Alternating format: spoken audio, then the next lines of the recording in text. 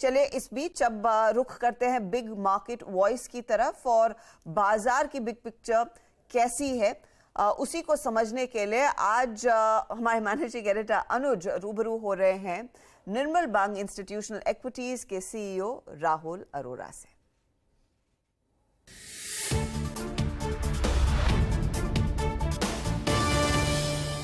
Big market voices में आज हमारे साथ हैं निर्मल बांग इंस्टीट्यूशनल इक्विटीज़ के सीईओ राहुल अरोरा और मेरे काफ़ी अच्छे दोस्त भी हैं राहुल गुड मॉर्निंग।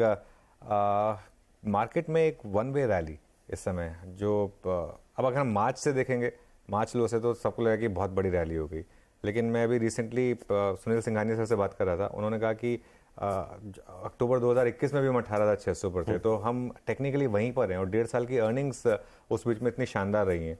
तो आप किस कैंप में हैं? आप मानते हैं कि इन लेवल्स पर अभी भी रिस्क रिवॉर्ड फेवर में है या यहाँ पर थोड़े कॉशियस होंगे आप? Thank you for having me Anuj. और इसका जवाब देने से पहले मैं आपको यह कहना चाहूँगा कि it's amazing to see your physical transformation. I think it's inspiring and your viewers should take a lot of inspiration and heart from it. So thank you. मैंने आपसे ही इंस्पिरेशन ली थी एक्चुअली। हम दोनों ने नोवाक जोकोविच और नडाल से लिया है, लेकिन but full credit to you for that. But Anuj, I think आपका पॉइंट बहुत वैलिड है, क्योंकि अगर 2 साल से मार्केट इफेक्टिवली कहीं गया नहीं है, 18-20 महीने जैसे आप कह रहे थे, पर एक होता है अनुज, हिस्टोरिकली हमने देखा कि अगर मार्केट किसी रेंज से टूटता है या कोई स्टॉक टूटता है, जिस भी रेंज के on whichever side of the range it breaks out, तो वहाँ जाके थोड़ा नहीं रुकता, फिर थोड़ा रीरेट हो जाता है। तो मुझे यही लगता है कि अगर, क्योंकि हम ऑल टाइम हाइज के इतने करीब हैं, अगर ये ब्रेकआउट हो गया तो ये सिर्फ 18,800 या 19,000 पे नहीं रुकेगा। हो सकता है there be an attempt at 20,000 on the Nifty, और लोग शायद इसके लिए तैयार भी नहीं थे कुछ महीने पहले, राइट। इसमें 2-3 चीज़ें अनुज, आई थिंक सबसे बड़ी चीज़ जो इंडिया के लिए हुई है कि क्रूड जो है वो 70-80 के बीच में आराम से फिट हो गया। अभी कुछ ज़्यादा वॉलेटिलिटी क्रूड में नहीं दिखने को मिल रही, और ये हमारे इन्फ्लेशन के लिए बहुत इंपॉर्टेंट है, क्योंकि हमारा जो इन्फ्लेशन है अनुज, वो सप्लाई साइड है, वो डिमांड साइड नहीं है। जैसे यूएस में 50% इन्फ्लेशन हाउसिंग का है, हमारा 50% जो है वो खाने के पदार्थ से है, और उनका तेल से डायरेक्ट संबंध है। तो एक वो है। दूसरा, आई थिंक जो हेडलाइन इन्फ्लेशन लास्ट आई है WPI की, जो -3.5 और CPI की 4% के आसपास, वो RBI को बहुत कंफर्ट देगी। एक ही जोकर इन द पैक है जो US फेड ने पिछले 2-3 दिन में किया है, जहां पे हिंट कर रहे हैं कि शायद 1-2 हाइक और होंगे, और अगर हाइक ना भी हो तो कट शायद अगले 18-24 महीने में ना हो।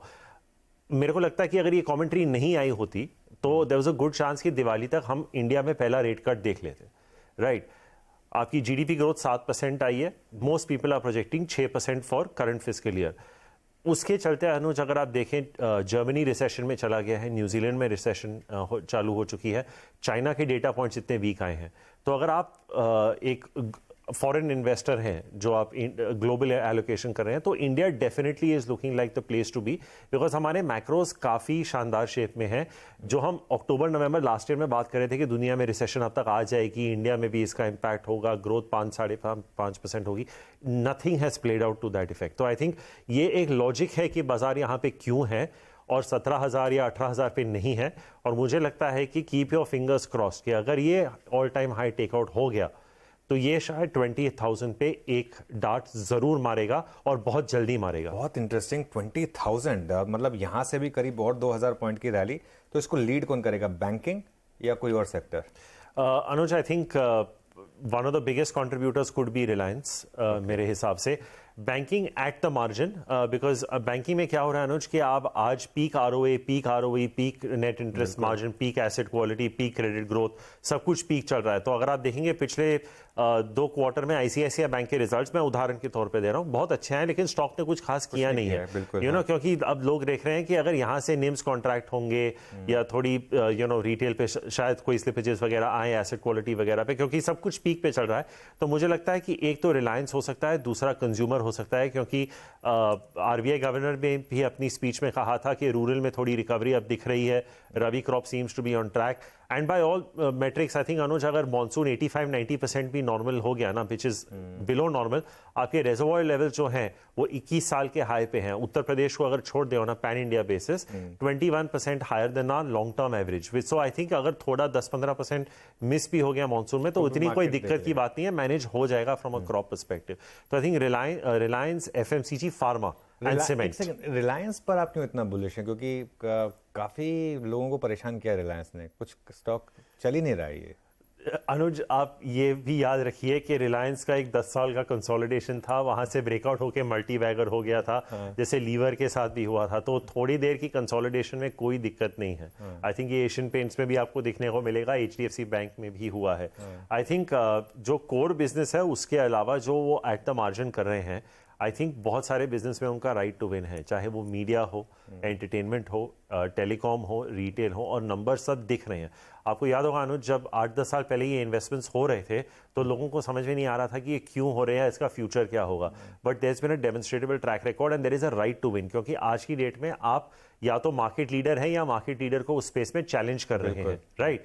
तो I think even the non oil and gas business, which I think over a period of time EBITDA contribution non oil and gas से बहुत ज्यादा हो जाएगी। तो मुझे लगता है कि यहाँ so it will not be कि रिलायंस यहाँ से डबल हो जाएगा, पर जितना उसका वेट है, अगर वो आपको 15% भी कंपाउंडिंग दे दे तो लोग बहुत खुश होंगे रिलायंस से।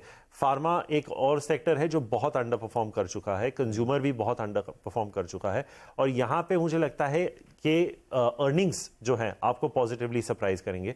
फार्मा में डोमेस्टिक फार्मा की मैं ज्यादा बात करूंगा, not people that have a global exposure. और जैसे मैंने कमोडिटी प्राइसेस की बात की, अगर जो हाई कॉस्ट इन्वेंट्री जब हम सीमेंट कंपनी से बात करते हैं फर्स्ट क्वार्टर के बाद रिप्लेनिश हो जाएंगी, तो आई थिंक जो बाकी के 9 महीने बचे हैं इस फीसदी में आपको बहुत पॉजिटिव सरप्राइज मिलेगा। तो ये 3 सेक्टर्स आई थिंक लीड करेंगे along with Reliance. I think if bank Nifty is at best a market performer तो हमारा काम हो जाएगा। बिल्कुल, बैंक निफ्टी फिर अगर रिलायंस चल जाए और बाकी सेक्टर चल जाए तो बैंक निफ्टी मार्केट परफॉर्म भी करे तो ठीक है।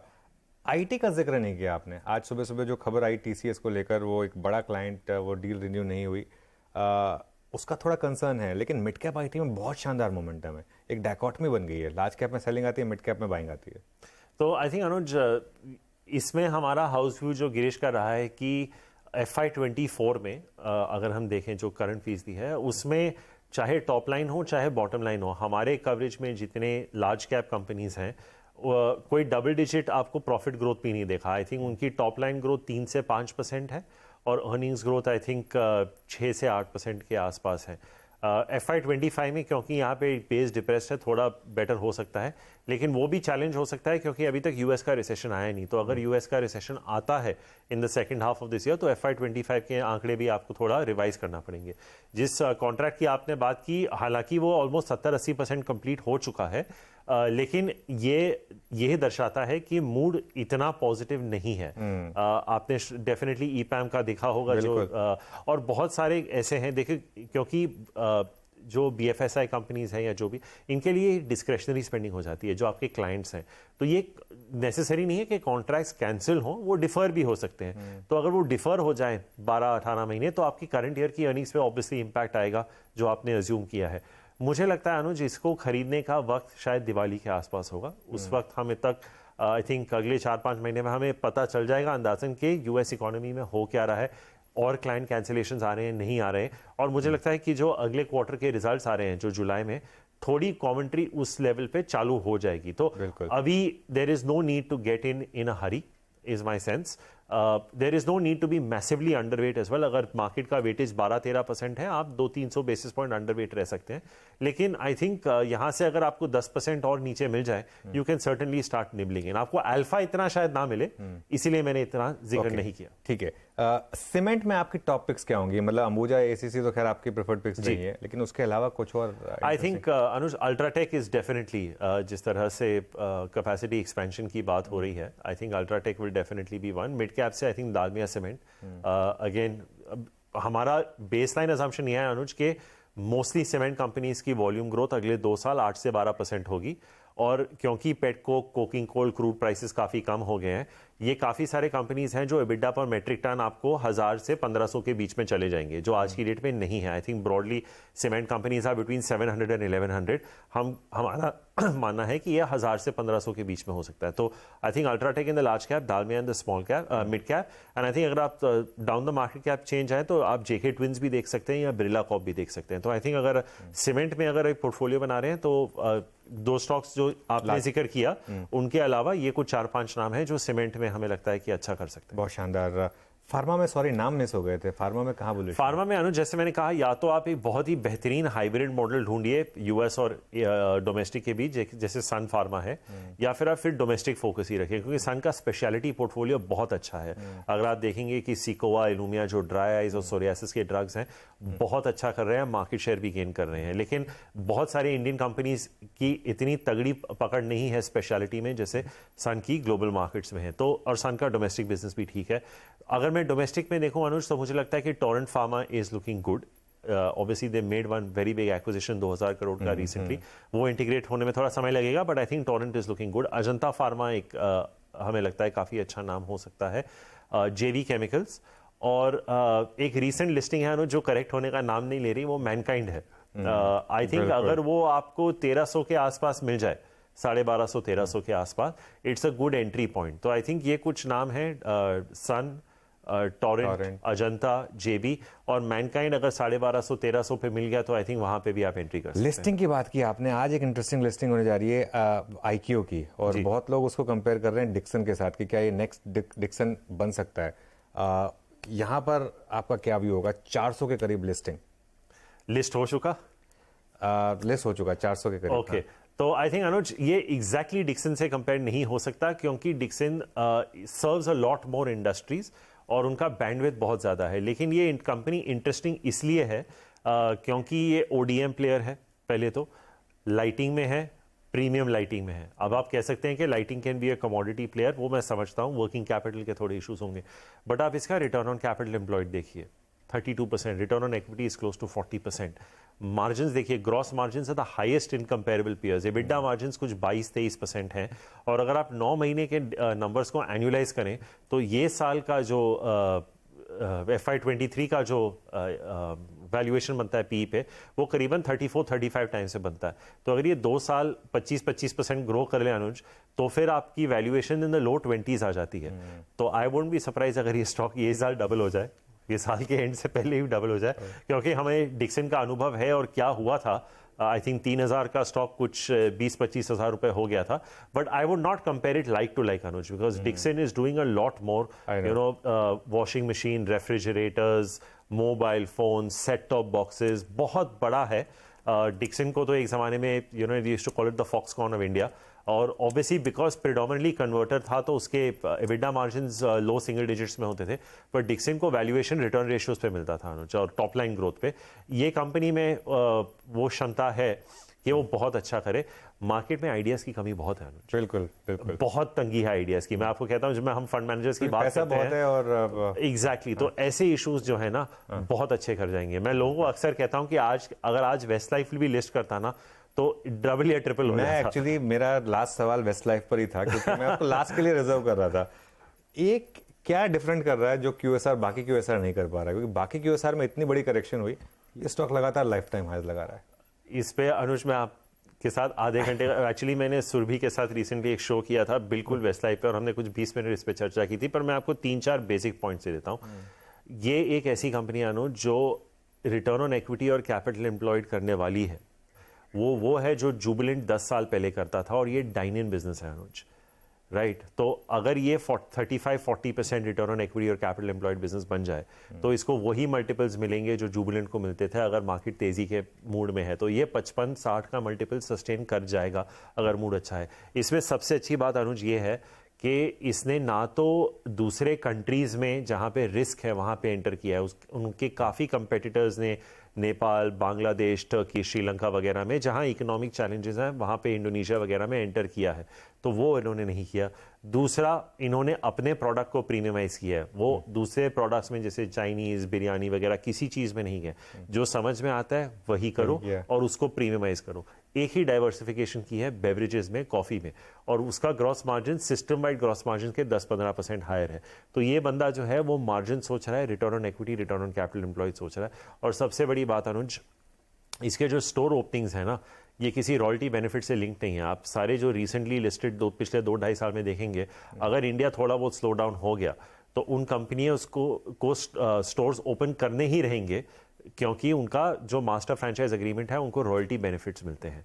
इसमें इसकी कोई दिक्कत नहीं है। तो आई थिंक बहुत सारी चीज़ें और भी चीज़ें हैं, बट ये ब्रॉडली यही थॉट है। और सबसे इंपॉर्टेंट बात अनुज कि प्रमोटर्स के पास 55% है, पूरी फैमिली इसी बिजनेस में इन्वेस्टेड है, तो ऐसे कोई की मैन रिस्क नहीं है। जैसे जुबिलेंट में जब प्रतीक पोटा साहब ने छोड़ा था तो बहुत लोगों को लगा था कि अब क्या होगा, तो ऐसे कोई की मैन रिस्क वैसे है नहीं, क्योंकि पूरी फैमिली इसमें इन्वेस्टेड है। तो कुछ सॉफ्ट पॉइंट्स हैं, कुछ हार्ड पॉइंट्स हैं, बट ब्रॉडली आई थिंक कि अगर यहाँ से भी कोई स्टॉक, अगर आपका 3-4 साल का व्यू है, तो मुझे लगता है कि हो सकता है कि वेस्टलाइफ यहाँ से भी आपको डबलर मिले, 1500-1600 आराम से हो सकता है। ओके, तो राहुल आपको ज़्यादा खुशी किस चीज़ की है, वेस्टलाइफ ऑल टाइम हाई पर होने की या जोकोविच का नंबर 23 होने की? सबसे ज़्यादा खुशी अनुज ये है कि आप फिट हैं, लेकिन obviously he is not the greatest of all time, because Margaret court का एक और उनको कैप्चर करना है, बट ऑब्वियसली मेंस टेनिस में। बट आई थिंक अनुज कभी कभार, क्योंकि फेडरर, नडाल और जोकोविच का इम्पैक्ट इतना रहा है, सबके अलग अलग पसंदीदा होते हैं, बट आई थिंक बचपन से हम किसी को देख के, but I think they are all the 3 greatest sportsman of our generation. I think it would be unfair to pick one of the lot. मेरा एक बायस रहता है, क्योंकि मैं उनको फॉलो करके बड़ा हुआ हूँ पिछले 10-12 साल में। बहुत सारी चीज़ें उन्होंने जो की हैं, मैंने अपने पर्सनल लाइफ में उससे सीख लेने की कोशिश की है, तो ऑब्वियसली एक थोड़ा झुकाव रहता है। But I think we are just blessed कि हम एक ऐसे एरा में थे जहां पे जोकोविच, नडाल, फेडरर तीनों ने मतलब इतना जॉय हम सबको दिया है। एब्सोल्युटली, शायद हमारी लाइफ टाइम में दूसरा ऐसा एरा ना आए। लेकिन राहुल बहुत बहुत शुक्रिया आज हमारे साथ जुड़ने के लिए, थैंक यू सो मच करने के लिए, और thank you so much for the kind words और मुझे और मोटिवेट करने के लिए। चलिए, तो ये बात हुई आज बिग मार्केट वॉइसेस में राहुल अरोड़ा के साथ। अब चलते हैं नीरज जी के पास और सौंप देते हैं उनको बागडोर ट्रेडर्स हॉटलाइन के लिए। जी हाँ, बिल्कुल शुक्रिया अनुज। और डेफिनेटली एक तरफ बर्गर से आप वेल्थ बनाइए और दूसरी तरफ आप फिटनेस ज़रूर रखिए, जैसे कि अनुज ने बनाई है। तो बात हो रही थी वेस्ट लाइफ डेवलपमेंट की, जो मैकडी के नाम से बर्गर आप खाते होंगे। ज़बरदस्त परफॉर्मेंस स्टॉक ने दिखाया है। ये देखिए 835 रुपये एक साल के समय देख रहा था, 70% की रैली इसमें बनी और यहाँ से भी डबल हो सकता है, ऐसा राहुल को लगता है। तो डेफिनेटली बहुत इंटरेस्टिंग स्टोरी है कंजम्पशन की भारत में।